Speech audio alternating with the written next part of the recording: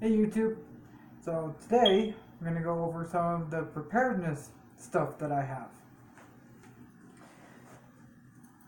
So as you can see, I got a bunch of stuff laid out here. This is just some of the stuff that I'm getting. I'm going to start off with some of the small stuff.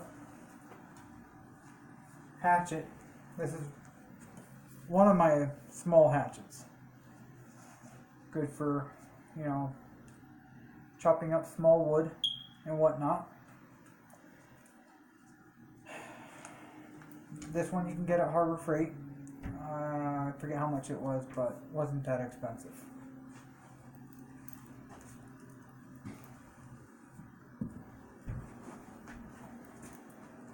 This one right here, it's another little hatchet that I have.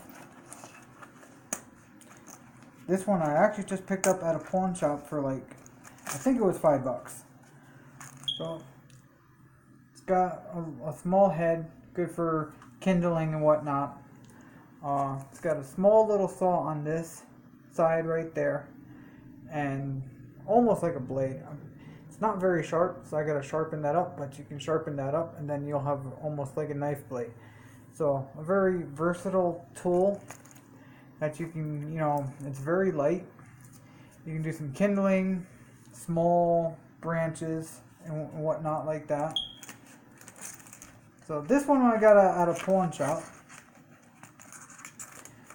I try to get a lot of stuff at pawn shops and thrift stores, so it's cheaper that way.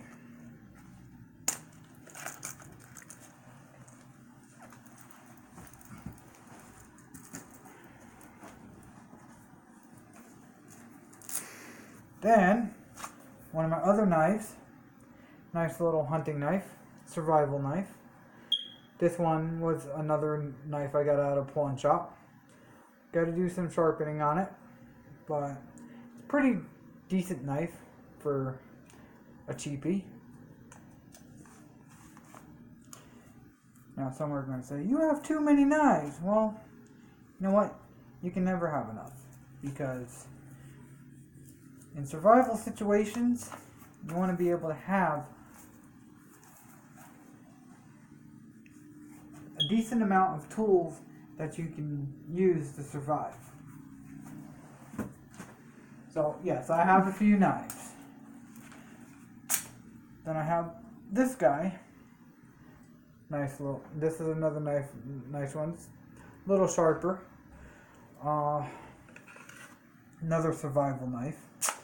And another reason why I have a few more knives is, you're out with your family, and if everybody's got a knife, then you can do a lot more stuff out in the world, out in the wilderness. Everybody should have at least one knife, at least one per person in their household.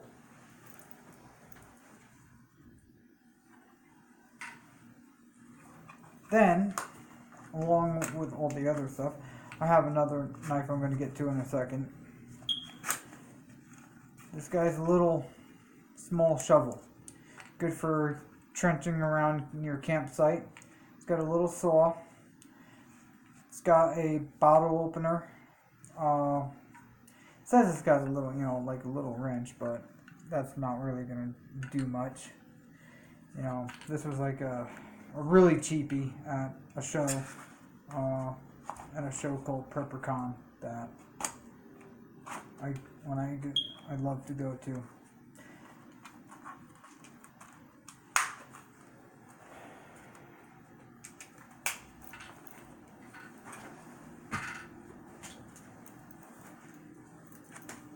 So when you're out in the wilderness, if you need to get through heavy brush and whatnot, because in a survival situation, you might not be going on a regular, normal trail. So you're going to need stuff to get through that brush. So that's one that I have, so I can knock through brush and whatnot to clear a path. This was another pawn shop buy.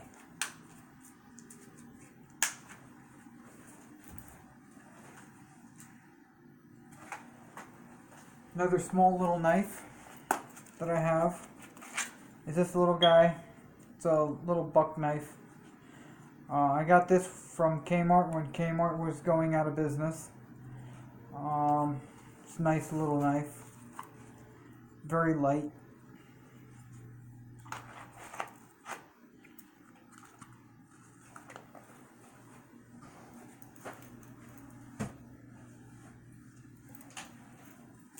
So, another thing, so survival situations, you may have to defend yourself.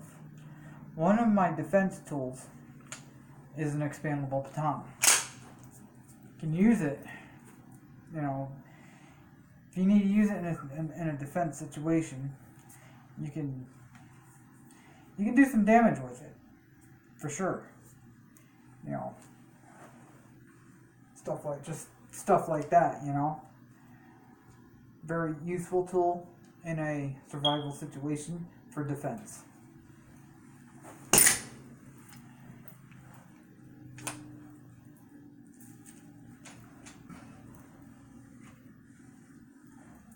Another thing that you're always going to want, especially if you're out in the wilderness, is a nice compass.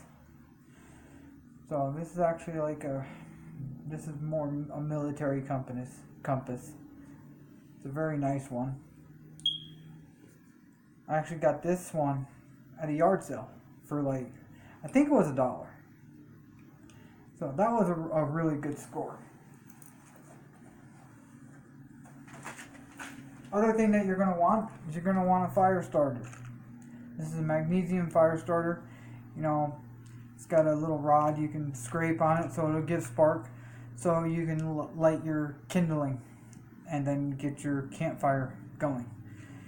This one was from Harbor Freight. I forget how much it was. I think it's like $1 or $2, maybe $3, but always good to have a few of these. I'm going to be getting more because, you never want to have enough of stuff like this, because out in the wilderness, survival situation, you never know, and you want to be able to get fire going.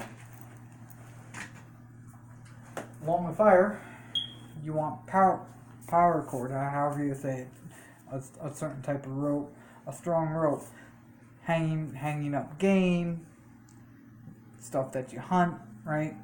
To even if you need to tie something down. If your tent is not upright and you need to rig something, there you go. Survival cord. If you're up in the mountains and you get stranded, you need a good amount of this. You can do a lot with that.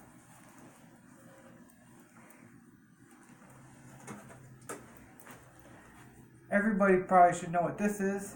It's a mess kit. Comes with a little cup, bowl, little pan for eating.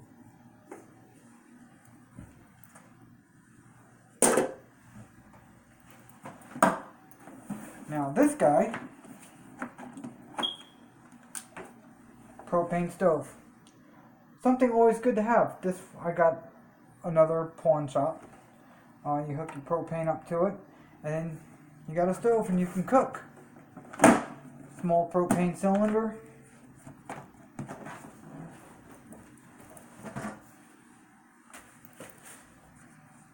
Everybody should know what this is. Water canteen. Always want to have water with you when you're out in the wilderness. Another really good idea to have. This here, a lot of people will say, well, you don't need this. You don't need that. Why would you even have it?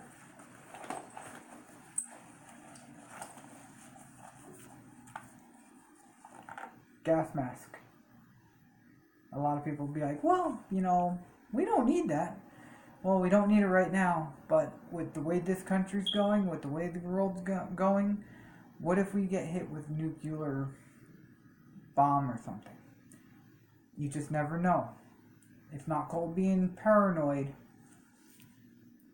It's called being prepared. being prepared for anything. It could not be another country hitting us with a nuclear bomb. What if we have a volcano that erupts and it spews ash all over the place? Now, if you don't have something like this that's really cleaning the air, filtering the air out, you're going to get those particles in you. And then, from my understanding, is the volcanic ash particles will actually drown you. It'll become like glass in your lungs, and you won't be able to breathe.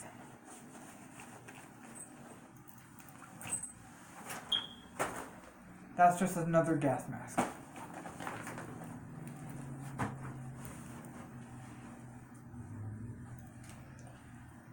Communication. These are Bofang UV5R radios. I have them operating on the GMRS frequencies. Technically, they're ham radios. I'm actually going to be getting my ham license soon, so I can access different frequencies. But these radios, frequency mode. You know, you can access a bunch of different things besides ham, and like I said, I got it on GMRS. Like, if you know, this one button, you get FM radio, and then go down to here. And then you can get the weather radio. It's not doing anything right now, but like this other frequency people are talking on. But two-way radios and scanners are a great invention, or a great tool to have. You can communicate with your group.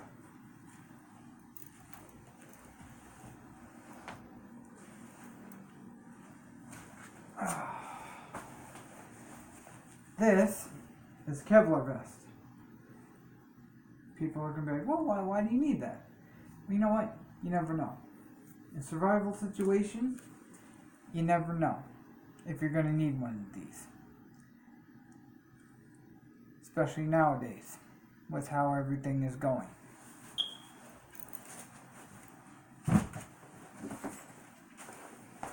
I also have, it's a tactical vest. Just a vest that, you know, it's got a bunch of pockets you can keep stuff in. Like these pockets here can fit AR mags. I don't have an AR yet, but I'm hoping to get an AR-15 soon. So you got two more pouches here that could fit two more AR mags. Different things you can put in there.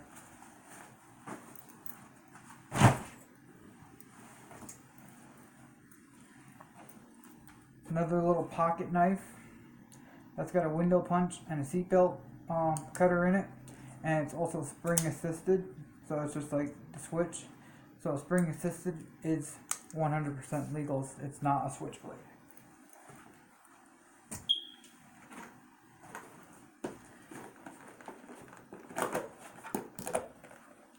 Binoculars.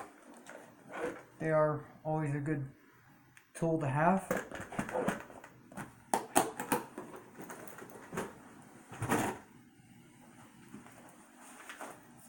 Then you get down to, you know, lighting. This flashlight I keep on my belt all times. I believe it's about 1500 lumens. I got this from Sportsman's Warehouse. It's actually pretty bright.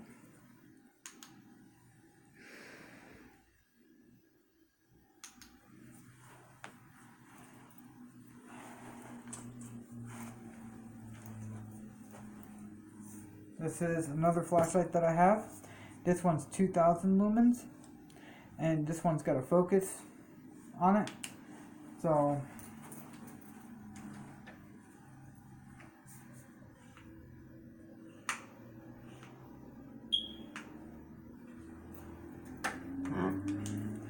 Flashlights are always good. People ask me all the time when they see, my flashlight on me in broad daylight, why do you have a flashlight? It's sunny outside. I work in a warehouse. I don't have windows. What if the power goes out? And so much other stuff. What if you're someplace and your car breaks down? Well, you open the engine compartment, there's areas in there that are going to be dark. Sunlight's not going to be able to get down there, in there,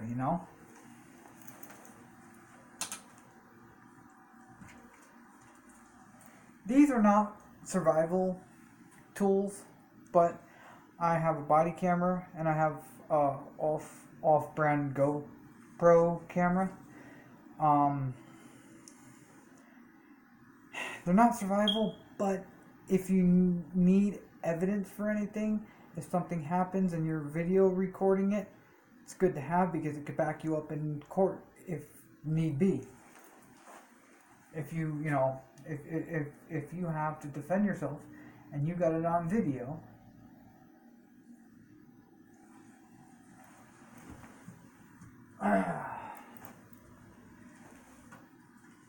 and back to lighting. This is a small lantern that I have.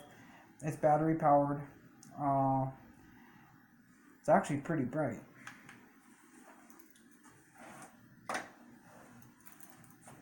That's your high, that's your low, another low, then that's your the night light one.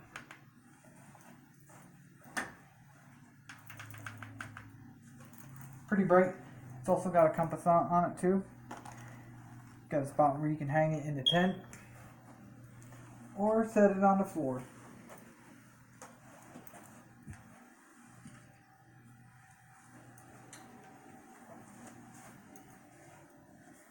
Okay, coming down to firearms. This guy's my .44 black powder revolver. It's a simple gun. It is black powder, so it's a cap and ball revolver, and it's actually pretty accurate for an old style gun. It's actually really accurate. I was out shooting it. I have the video up. I just did one round in that. But yesterday, when we were out shooting, I put about 35 rounds through this, and every single round I landed on target. Came home, cleaned it up, about ready to go out soon again to shoot it. And for an older style gun, it's really accurate.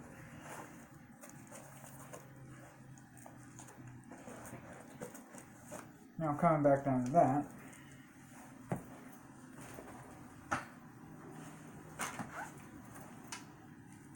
this guy here, this is my CVA Wolf. It is black powder, and it is chambered as .50 caliber. So you basically load it. All my firearms are unloaded as of right now. So you put your powder in here, you put a felt pad, and then you put your ball, and then you ram that all the way down in there.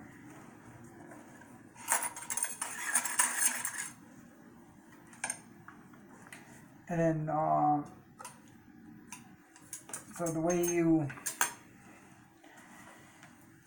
so with the revolver, you have caps. With this guy here, this here, part right there, it takes a 209 primer from the shotgun shells. But this is .50 caliber. Good hunting rifle, good hunting rifle, survival rifle, and whatnot. Then you come down to this guy is a pellet rifle. So people would be like, pellet rifle? You can't do anything with pellet rifles. Pellet rifles are actually really accurate, and you can actually hunt with them. So they are actually really good for a survival situation. I got a scope up on here. I got to get a scope for my black powder. But basically, the way you would load this, you put the pellet in there, and then I'm not going to do it, but you take this barrel and you break it all the way down, and then you force it back up, and then that cocks a spring, and that's loaded, ready to go.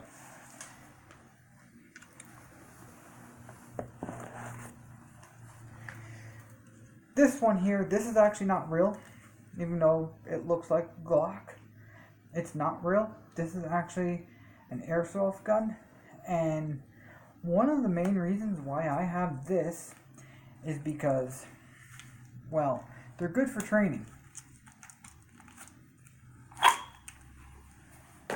They're good for training purposes because you can rack the slide back just like the real thing. You know, you can practice just like the real thing.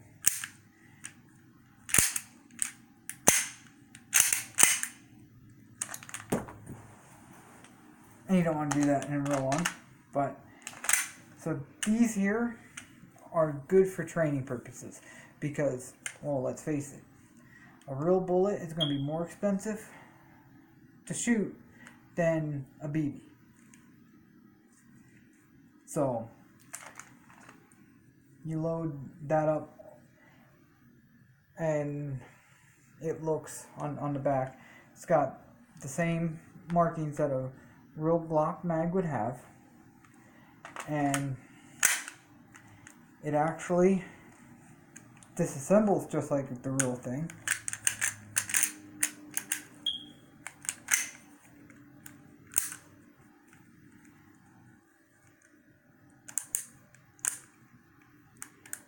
Sometimes my fingers don't want to work on this.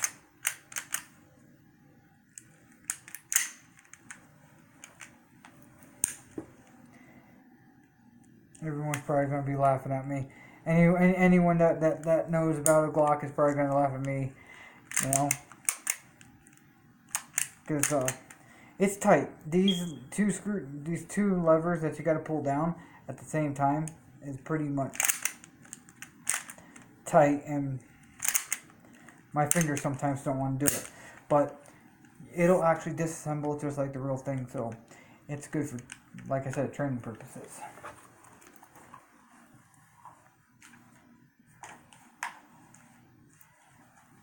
And so the other survival stuff, fishing rod. Fish, food, survival. Then the other one, a mallet. Good for splitting campfire logs. And get your campfire going. Want to have one of these so you can get some decent logs. This one is from Harbor Freight.